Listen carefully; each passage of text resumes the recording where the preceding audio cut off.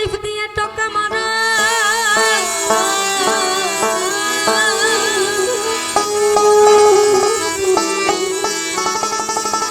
আলিফ দিয়ে টকা মারা লাগবে গিয়ে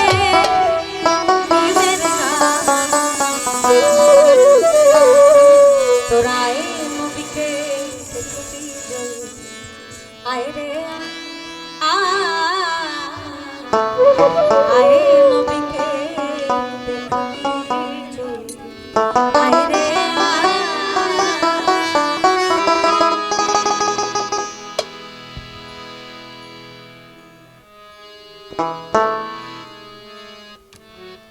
এই গানটা করেন। উনি বলেছেন দেখা দেন গো রাসূলুল্লাহ আপনার মিমের ঘুমটা খুলি সেম একই জায়গায়। হ্যাঁ বলেছে আমি যদি তোমায় ধরতে পারি আর হবে না ছাড়াছাড়ি, আমি রাখবো গলার মালা করি তোমায় দেখবো নয়ন ভরে। আলিফ দিয়ে টকা মারো আলিফ দিয়ে টকা মারো আলিফ দিয়ে টকা মারো আই নবীকে দেখবি তো আই রে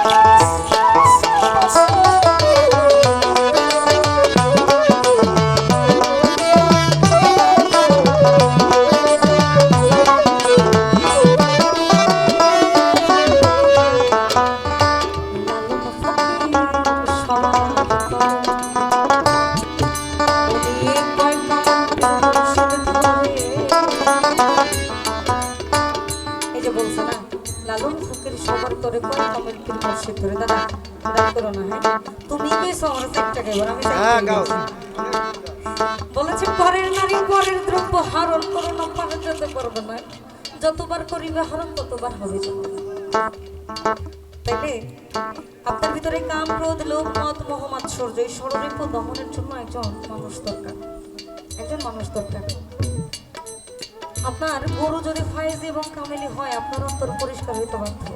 কারণ ওই 60 মানুষটা আপনাকে বলবে 20 বছর বয়সে আপনি যে গুণটা করবেন এটার এফেক্ট ভালো গুণটা, যে বাবা তুমি এটা করো না এইভাবে করো, তাহলে দেখবা রাস্তা সোজা তোমার পায়ে কাটা দিতে না, উল্টো তাকিয়ে বলো যা উনি ভান্ডার খুলে বসে আছেন যে তুমি আসো আমি তোমাকে দিই, তুমি আসো আমি তোমাকে দিই।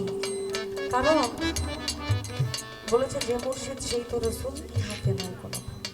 তো মুর্শিদ হচ্ছে পথ প্রদর্শক, তাহলে আমার পথ প্রদর্শক থাকলে আমি কি রসুল পাবো না? রসুল পেলে তো আমার খোদা এমনিতেই আমার। কারণ জালালউদ্দিন খাঁ বলেছেন খোদার নাই রে ছায়া কায়া স্বরূপে ঘটেছে মায়া, এই রূপে মিশাই রূপের ছায়া ফুলকলি ছয় প্রেমের কাছে। আমার লালন ফকির সবার কাছে কয় কামের পীর মুর্শিদ ধরে, লালন ফকির সবার কাছে কয় কামের পীর মুর্শিদ ধরে। তুমি তবে না শহরে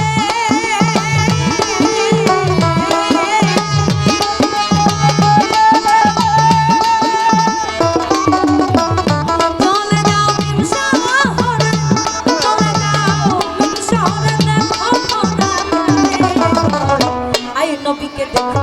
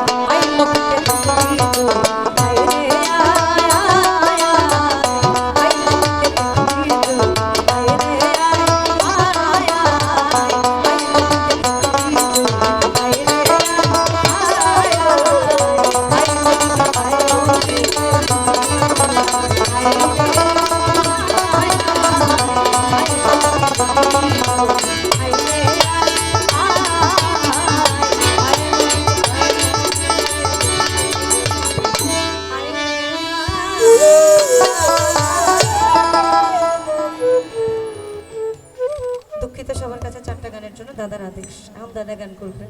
হ্যালো হ্যালো দাদা দাঁড়ান।